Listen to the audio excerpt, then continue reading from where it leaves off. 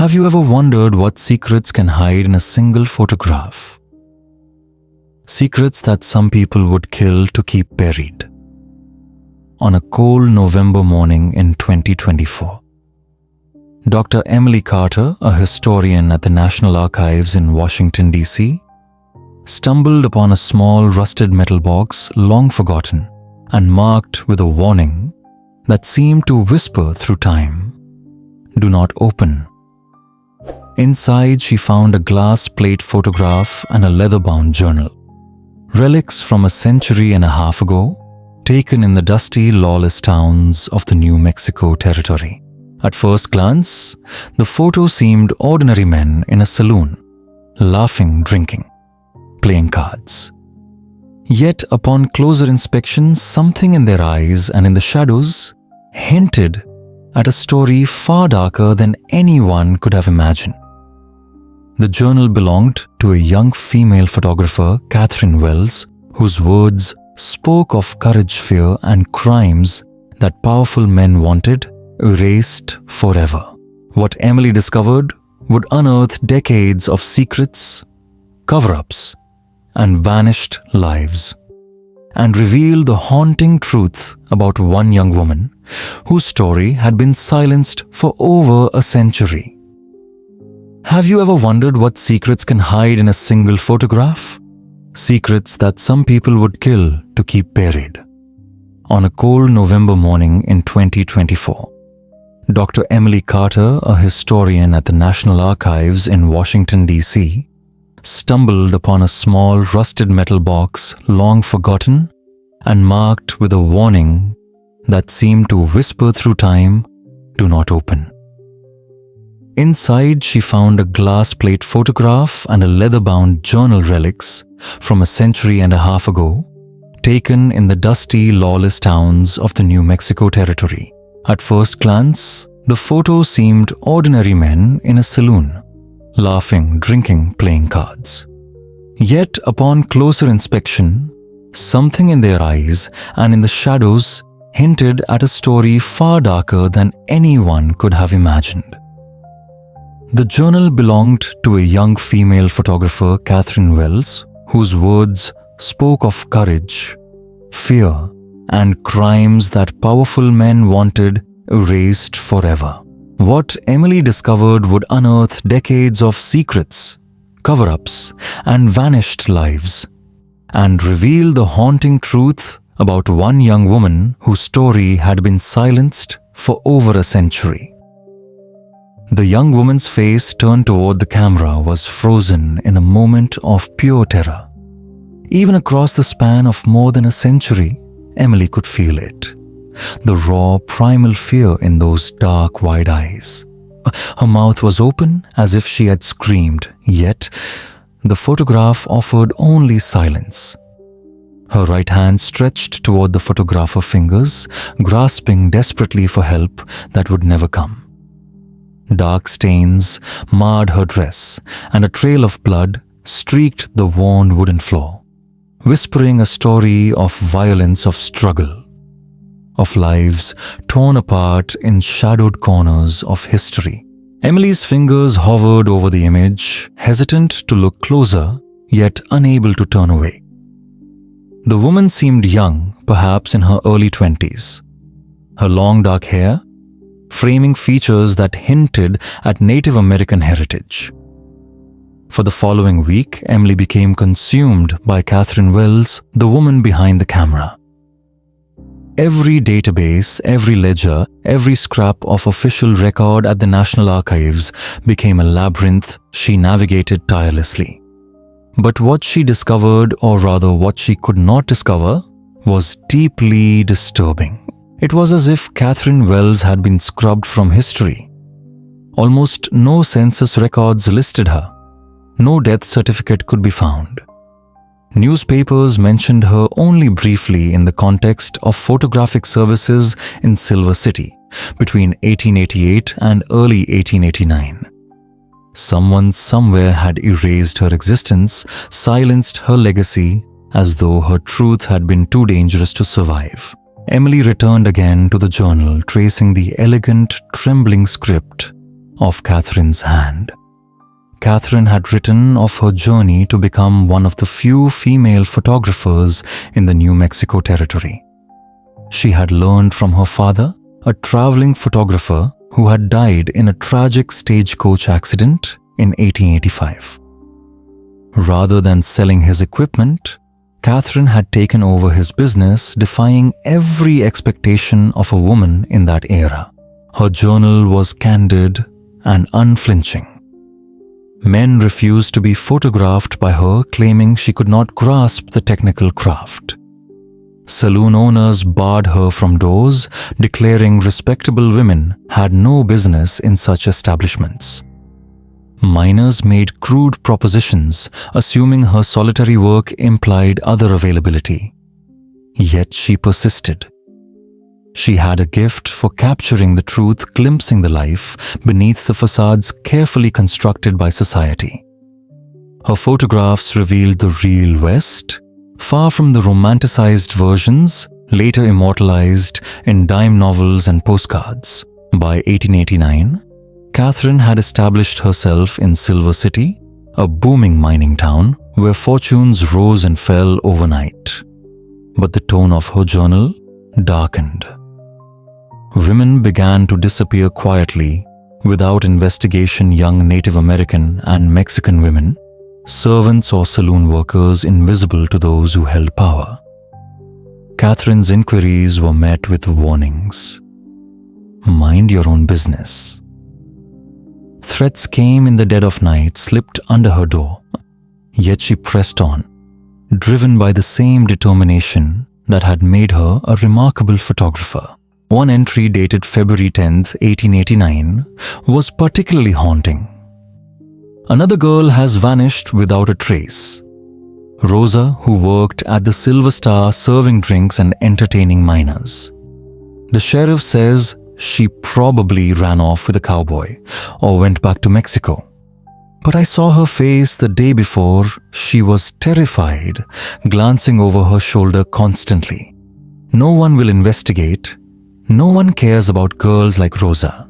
A name appeared repeatedly in later entries, Mr. Blackwell. Catherine wrote of him with suspicion, one of Silver City's wealthiest men, owner of multiple silver mines, a man whose surface generosity concealed something darker. Emily cross-referenced the name. James Blackwell had indeed been a prominent figure, hailed in newspapers as a benefactor and pillar of the community. His funeral in 1903, attended by officials and businessmen from across the Southwest. Yet Catherine's journal revealed another truth. Blackwell was cold, calculating, a man who viewed people as disposable property. Young women appeared in his household only to vanish months later, replaced without question. The March 15th entry changed everything. Catherine had been hired to photograph the Silver Star Saloon's 5th anniversary, a major social event she could not refuse. Though suspicion gnawed at her, she arrived camera in hand, observing men celebrating with a triumph that seemed to stretch beyond any ordinary occasion. Mr. Blackwell presided over the crowd like a king, unchallenged, untouchable. The room alive with a sense of men who believed themselves above consequence. And there, in the corners of her photographs, the shadows whispered secrets, stories no one else dared tell. Emily leaned closer to the scanned image, her pulse quickening. What had Catherine seen that night? What truths had been captured in those moments before history tried to bury them forever? The sheriff stood at Blackwell's side, flanked by several mine owners whose names appeared regularly in the territorial newspapers. They barely noticed Catherine as she carefully prepared her camera, setting up the tripod, mixing the flash powder with steady, deliberate hands. To them, she was invisible, just another servant in the room, insignificant and unseen. And then everything changed. A scream shattered the false joviality of the celebration, slicing through laughter and clinking glasses. Emily traced Catherine's words, slowly imagining the photographer's perspective in those critical, terrifying moments. Catherine had positioned the camera with professional precision, adjusted the lens to capture the gathering, prepared the delicate flash powder for exposure. Every step required concentration, steady hands, and nerves of steel. And then the scream from the back room erupted into her orderly process, introducing chaos and terror into the carefully constructed scene. They dragged Maria through the door like an animal Catherine had written. She was bleeding from her mouth and nose, her dress torn nearly to nothing. She looked directly at me. Our eyes met across the smoky room, pleading for help I couldn't give. In that moment, I made a choice that would change everything. I took the photograph capturing the truth they wanted hidden. The flash powder ignited in a brilliant burst, illuminating the room like lightning. The men froze, captured mid-motion in surprise, in anger. They realized instantly what Catherine had done. She had documented their crime, created evidence that could destroy them all. Emily could almost see it. The harsh burst of light, the acrid smoke curling through the air, the men turning toward her faces, twisted in fear and rage. Catherine grabbed the hot glass plate, knowing it contained proof of a crime in progress, and ran. Through darkened streets, she fled, heart pounding, always expecting pursuit. Back at her studio, she developed the plate using her father's old techniques. And there, emerging from the chemical bath, was the photograph, not just the image of Maria's abduction, but every man present, including Blackwell and Sheriff Coleman. The evidence was damning irrefutable. In the following days, Catherine's journal entries recounted her desperate attempts to find safety to seek justice. She tried sending the photograph to newspapers in Santa Fe and Albuquerque, hoping distance would protect them from Blackwell's reach. But the stagecoach office was watched. Blackwell's men were everywhere. She even attempted to entrust the image to a passing U.S. Marshal, believing federal authority might be beyond Blackwell's influence. But he left town mysteriously. The next morning, whispers, later suggesting he had been bribed to forget all he had seen. March 20th, 1889. The final entry was scrawled in shaky handwriting. "They're coming for me. I can hear horses outside my studio. Multiple riders Blackwell sent them. I've hidden the photograph in this journal where they'll never think to look. Sealed it in a metal box marked with false federal restrictions. If anyone finds this, know that Maria deserved justice. She deserved to live." Tell the truth, I could not. Emily felt the weight of those words settle upon her like a physical presence. Catherine had died to protect this evidence, to preserve a truth that powerful men had tried to bury. And now, 135 years later, it was Emily's turn to continue that mission. She owed it to Catherine, to Maria, and to all the forgotten women whose stories had been silenced. The journal offered only a first name, but the photograph contained subtle clues for those patient enough to see. Emily enhanced the image using modern digital tools, focusing on the young woman's clothing and jewelry. Around her neck lay a silver necklace, turquoise stones arranged in a pattern that might indicate her tribal affiliation. Emily reached out to Dr. James Running Bear, a historian specializing in Native American history of the Southwest, sending him the enhanced image and detailed notes. His reply came hours later, urgent. That necklace is specific to the Mescalero Apache. It would have been worn by someone of significance, possibly the daughter of a leader or a woman, with special status. The turquoise arrangement suggests her family had considerable resources. This was no ordinary piece of jewelry.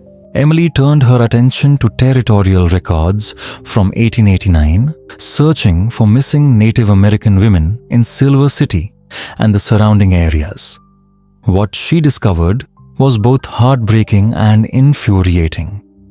Names, disappearances, hints of lives extinguished quietly, deliberately, with no justice. Each record felt like a whisper from the past, a ghost of someone who had been erased.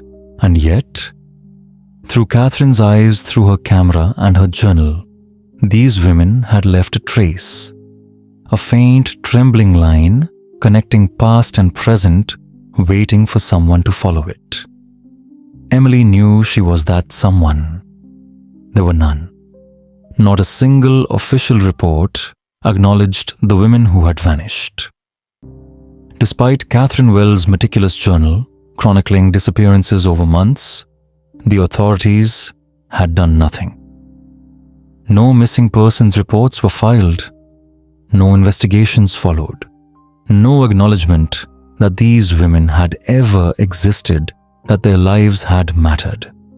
It was as if they had been erased from history ghosts in a ledger that refused to speak their names. Emily shifted her search, turning to church records. She knew many Native Americans in the territory had been baptized by Catholic missions, a small thread she might follow. And there in the records of St. Vincent's Church in Silver City, she found an entry dated February 3, 1889. Maria and Shoah, age 22, baptized Mecro Apache works at Silver Star Saloon. Maria and Shoah. For the first time after more than a century, the young woman had a name, a life beyond the photograph. Emily's eyes blurred with tears as she copied the information. Maria, just 22 years old, had been erased as thoroughly as Catherine Wells herself. Yet now, 135 years later, there was someone fighting for her, someone refusing to let her story remain buried. The discovery led Emily further. She traced Maria's family through church records and found a younger sister, Elena. Unlike Maria, Elena's records continued past March 1889, a fragile thread connecting past to present. Elena married, raised 6 children, and lived to the age of 85 in Albuquerque. This meant Maria had descendants, living people who had never known the truth of their ancestors' violent disappearance. Emily's search grew urgent and methodical.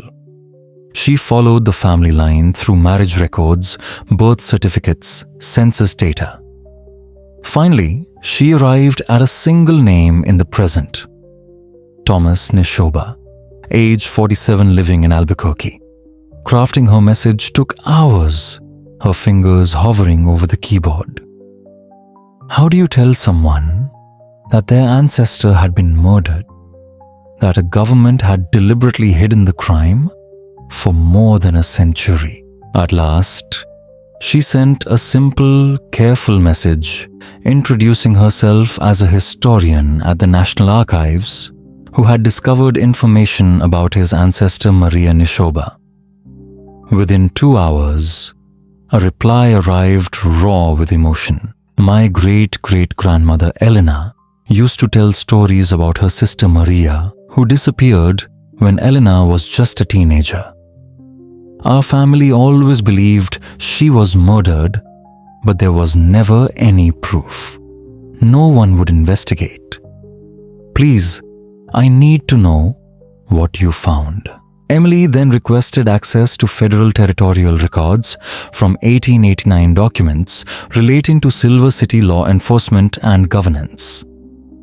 What arrived 2 weeks later in 3 large archival boxes shocked her. These materials had been classified and sealed after New Mexico achieved statehood in 1912, hidden away for over a century. Inside, Emily found extensive correspondence between Sheriff Thomas Coleman and territorial officials, revealing a disturbing pattern of complicity and corruption. Initially, Coleman had reported the disappearances, filing letters full of concern and frustration at his inability to protect these vulnerable women. But his warnings were systematically ignored, dismissed by higher authorities with other priorities. Then abruptly, in April 1889, just weeks after Maria's disappearance and Catherine's presumed death, the reports stopped. It was as if Coleman had been silenced, or worse. One letter stood out, dated April 2, 1889, from Territorial Governor Edmund Ross to Sheriff Coleman. Your continued reports regarding the Silver City matter are noted. However, given Mr. Blackwell's significant contributions to territorial development and the lack of substantive evidence, we must consider these cases closed. Further inquiries would be detrimental to the territory's economic interests and future statehood prospects. Emily read it 3 times each reading, deepening her anger. The governor had explicitly ordered the sheriff to stop investigating. The lives of missing women had been deemed less important than the economic ambitions of one wealthy man. Justice had been sacrificed on the altar of wealth and power. Yet, more evidence remained. In another box, Emily discovered a confidential report from U.S. Marshal Robert Hayes, dated March 1890, a year after Maria's disappearance. Hayes had investigated rumors of corruption in Silver City, working undercover.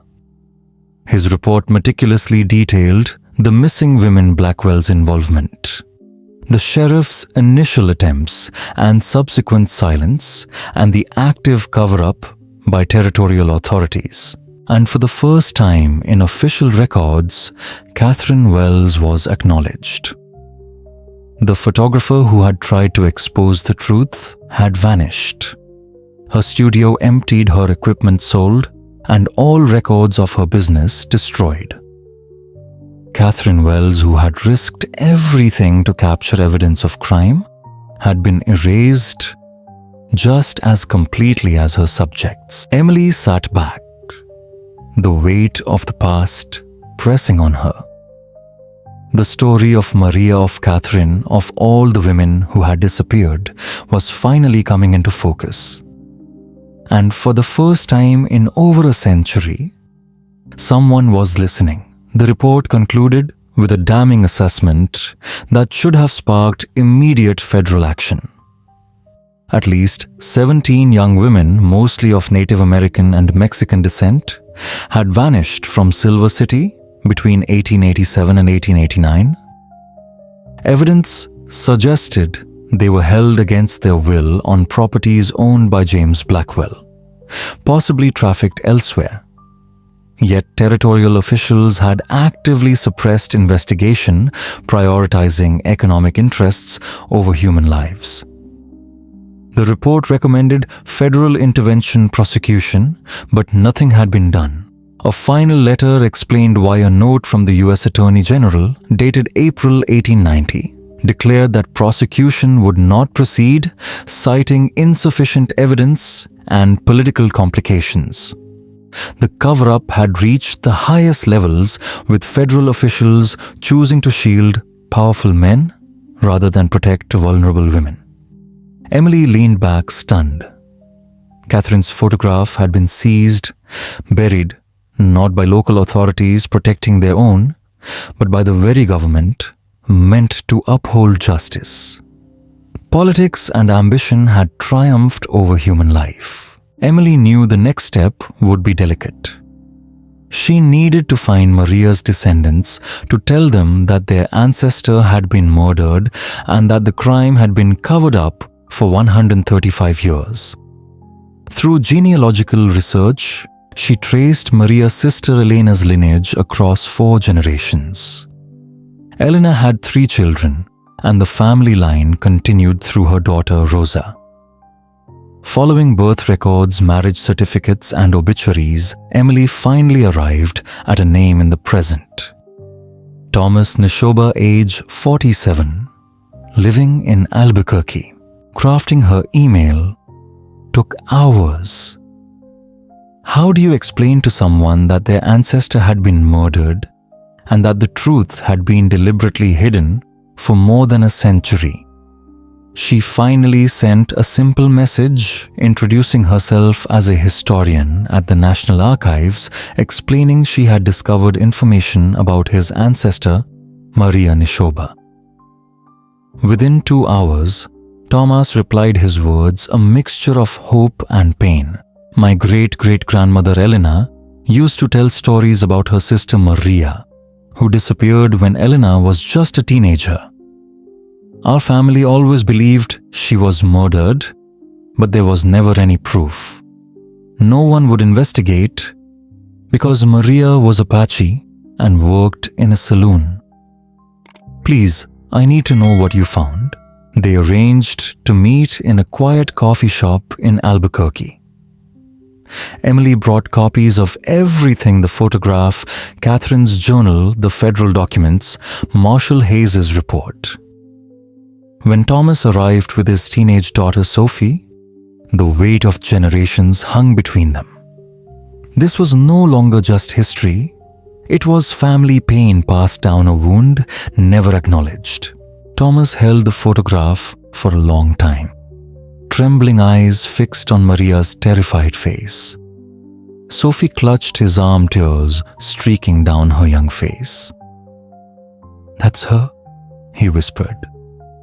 "My grandmother showed me a small portrait when I was young, when she thought I was old enough to understand. She said Maria was beautiful, kind, and that powerful men took her away because they could." Emily shared the story in full. The bravery of Catherine Wells capturing the photograph despite obvious danger.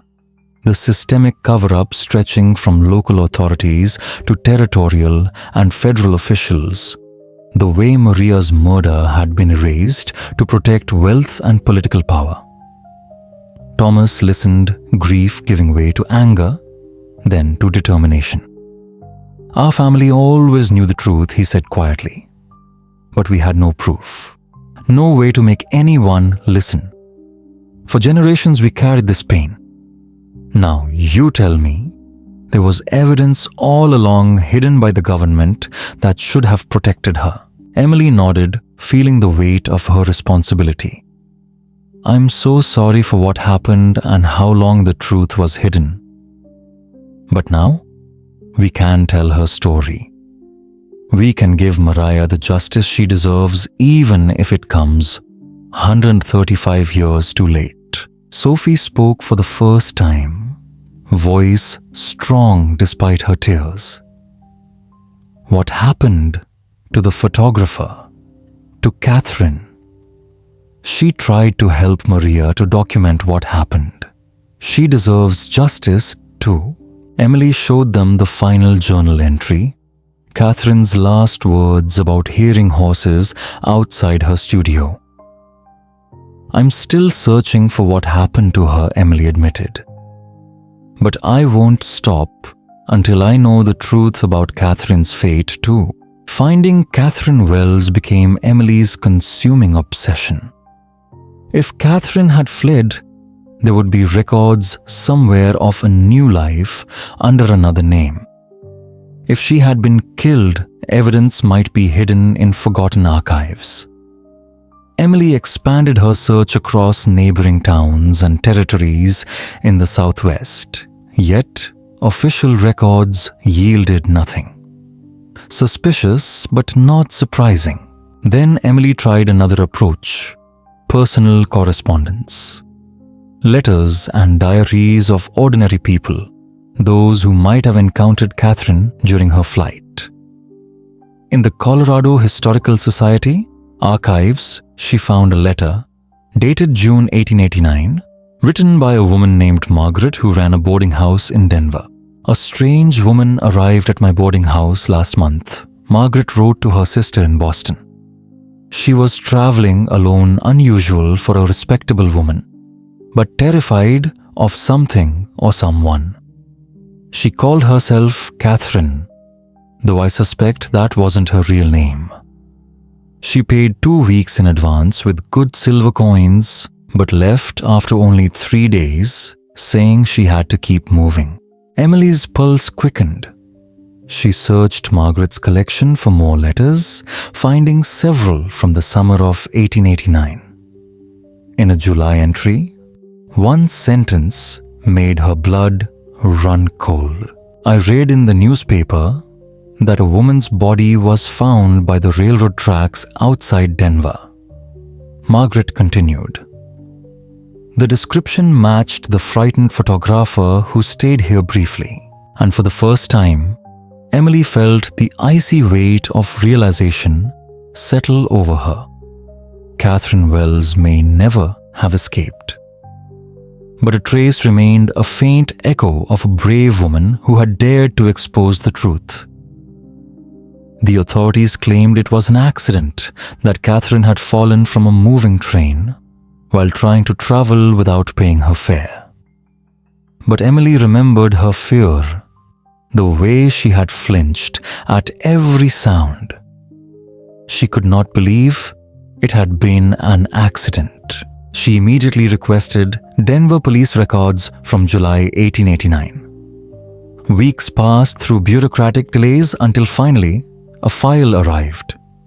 Unidentified female, approximately 30 years of age, found deceased July 18, 1889, near railroad tracks 5 miles south of Denver. No identification on the body. Ruled accidental death. Body unclaimed. Buried in Potter's Field. A property inventory accompanied the brief report. Among the few items recovered, a silver locket containing a photograph, a worn leather satchel holding photographic chemicals and glass plates. Emily's hands shook. This had to be Catherine. She contacted the Denver Medical Examiner's office, hoping against hope that evidence might have survived over a century. There was nothing from 1889 in their current storage, but they directed her to a local historical society, preserving old police evidence for research purposes. 3 weeks later, Emily received a package that would complete the puzzle. Inside was the silver locket carefully preserved in an evidence bag. With trembling fingers, Emily opened it. Inside lay a small photograph of a young woman standing beside a camera on a tripod, the very tools of her dangerous work. On the back, faded ink survived the passage of time. Catherine Wells, 1888. Proof. Catherine had not escaped. She had not started a new life. Emily knew this evidence needed to be made public, but she wanted to do it properly, to honor both Maria and Catherine. She contacted Dr. Margaret Chun, a historian specializing in crimes against Native American communities, and again reached out to Dr. James Running Bear, who had helped identify Maria's necklace. Together, they planned a comprehensive release, ensuring both Maria and Catherine were remembered while exposing the conspiracy that had buried their stories for 135 years. Thomas and Sophie were invited to join the process. "This is our ancestors' story," Emily told them. "You deserve to help tell it." Thomas agreed immediately, voice firm. For 135 years, our family was told we were wrong, that we were exaggerating. People said Maria probably just ran away. Now we can prove the truth. We can show the world what was done to her. Emily coordinated with the National Archives to declassify all materials. She worked with journalists from major newspapers and historical publications. Months of preparation followed, verifying every fact, authenticating every document, ensuring that no one could dismiss or discredit the findings. On March 15, 2025, exactly 136 years after Catherine had taken the photograph that would cost her life, a press conference was held at the National Archives in Washington, D.C. The room was packed with journalists, historians, and Native American community leaders. The photograph was displayed publicly for the first time, projected on a large screen, for everyone to see the truth Catherine had risked her life to capture. Thomas spoke of Maria, his voice strong but filled with emotion, recounting his great-great-grandmother Elena, who had carried the pain of losing her sister her entire life. Sophie read excerpts from Catherine's journal, her young voice carrying the weight of history, giving voice to words that had been silent for more than a century. Emily presented the evidence methodically. The correspondence between Sheriff Coleman and territorial officials, Governor Ross's letter halting the investigation, Marshall Hayes's report, the Attorney General's refusal to act, and the murder of Catherine Wells. The response was immediate and overwhelming. News outlets worldwide ran front-page stories, hidden history. Federal government covered up murders of Native American women. Photographer died, protecting evidence of 19th century crimes. Historians called it one of the most significant discoveries in decades, not only for the photograph or the crimes it documented, but for revealing systematic injustice and institutional cover-ups protecting powerful men at the expense of vulnerable women. Native American communities across the Southwest expressed profound gratitude. Tribal leaders spoke of the importance of finally acknowledging the forgotten victims whose stories had never been heard. But the work did not end with revelation. Emily, Thomas, Sophie, and tribal leaders petitioned the Department of Justice to formally acknowledge the crimes and the federal government's role in covering them up. They demanded an official apology for all the women who disappeared from Silver City during those years. Tens of thousands of signatures supported the petition, and congressional representatives from New Mexico took up the cause. 6 months later, the Attorney General issued a formal statement. Carefully worded by lawyers, it nonetheless marked an unprecedented acknowledgement. It recognized that the federal government had failed its duty to protect vulnerable citizens and pursue justice. Officials had actively suppressed evidence of serious crimes for political and economic reasons. Finally, after more than a century, Maria's story and Catherine Wells's bravery had been recognized. The statement from the Attorney General could not bring Maria or Catherine back. No words could undo the violence they had suffered or the silence that had stretched across decades. Yet, it was official acknowledgement. It was the truth. For Thomas's family, it was validation after generations of being dismissed, ignored, and silenced by those in authority. The photograph, once forbidden and hidden, found a permanent home at the National Museum of American History.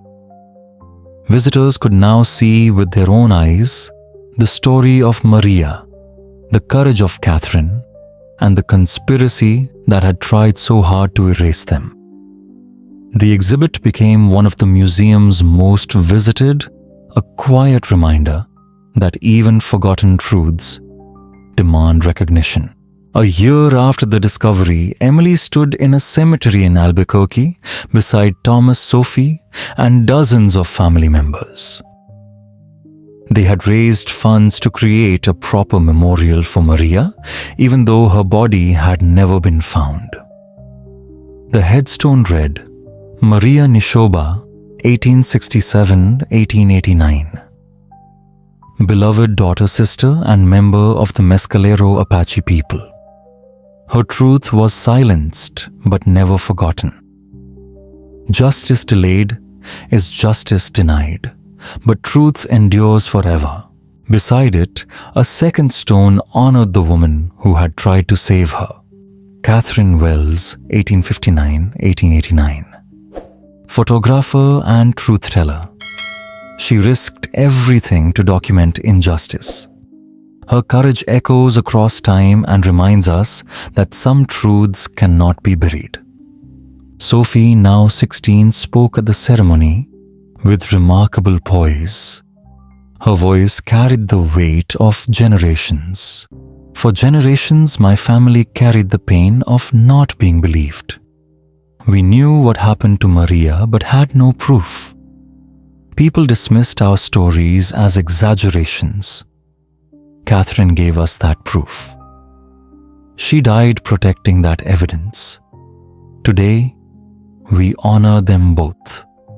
Emily continued her research even after the press conferences and acknowledgements. She discovered something extraordinary before fleeing Silver City. Catherine had hidden a collection of her photographic work with a sympathetic family.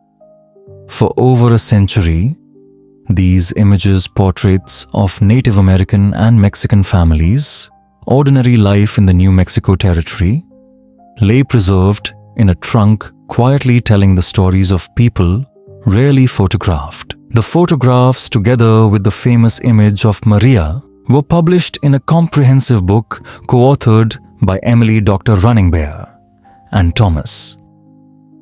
The book told the full story: Maria's life, Catherine's bravery, the crimes, the cover-up, and the long path toward justice.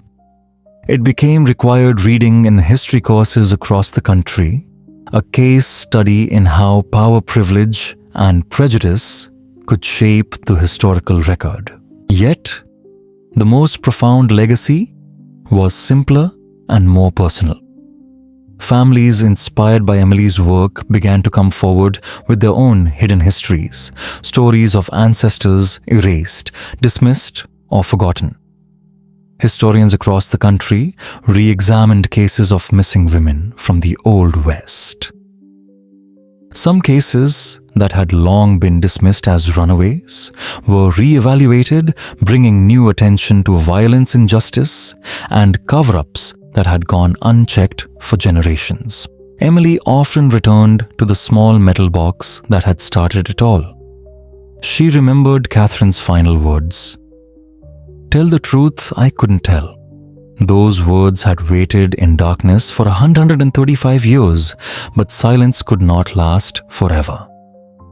Truth has a way of emerging patient, persistent, inevitable. The photograph, once forbidden, now hung in one of America's most prestigious museums, viewed by millions.